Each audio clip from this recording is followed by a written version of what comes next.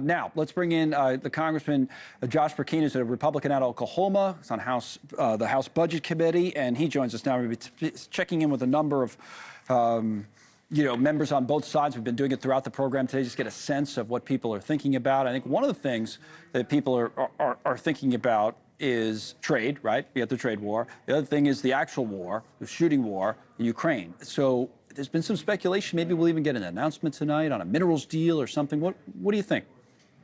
Well, look, I hope that what we saw is strength that was exemplified.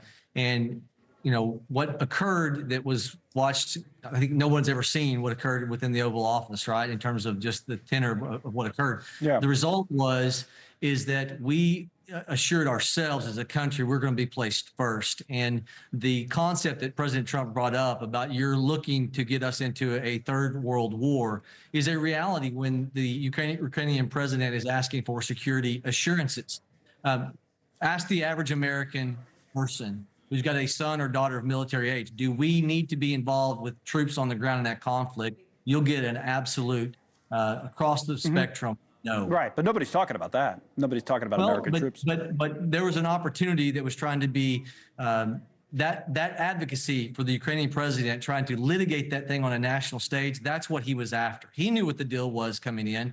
He knew this was about minerals, which was the closest to being able to tie our interests to Ukraine. It was a good deal. He'd known for weeks leading up to it.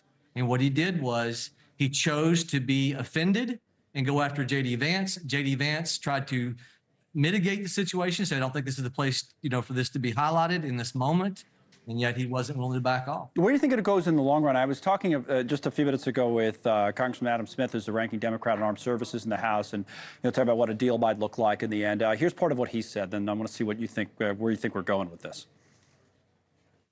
Vice President Vance has always been in favor of abandoning Ukraine. He has not been in favor of a peace agreement. He has been opposed to sending aid to Ukraine. And I don't know, maybe he hopes that's what will force Putin to negotiate, but that doesn't make any sense at all. The point is, you have to support Ukraine so that Putin sees that he has to negotiate. Do you agree with that part of it, that we have to support Ukraine so that Putin has to at least negotiate and not, it's not just a surrender? Look, I believe that what occurred on November was everyone saying we've got to make sure that our national interest is put first. And the president, in terms of what he's done on the national stage for 10 years, is he's brought what I believe is the Washingtonian view.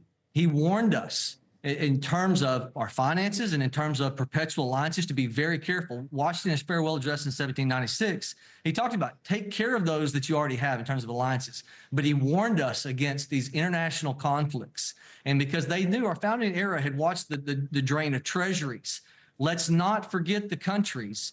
Ferguson's law, it's being talked about in the media right now, that says when a country's interest payments exceed what they spend on national defense, whether it be Habsburg Spain, whether it be the Ottoman Empire, whether it be the British, what happens is long-term, those countries hit demise. We have a $36 trillion gross national debt. What President Trump is trying to do with the $200 billion that's been invested in Ukraine, he's trying to make sure that our economic strength returns.